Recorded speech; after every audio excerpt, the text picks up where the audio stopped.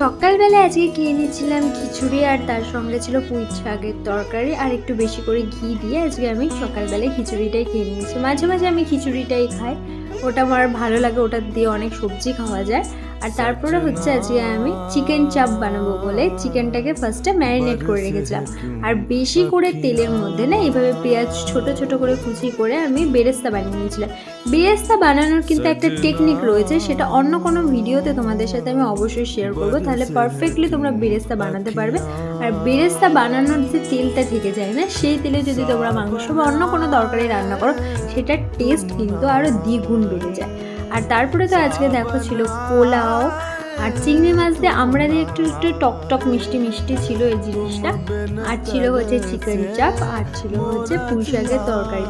তো এগুলো দিয়েই তো আজকে আমরা দুপুরে লাঞ্চ কমপ্লিট করেছিলাম। আর বিকালবেলাতে একটু এই লিমকা খেয়ে নিচ্ছিলাম। আজকের জন্য টাটা।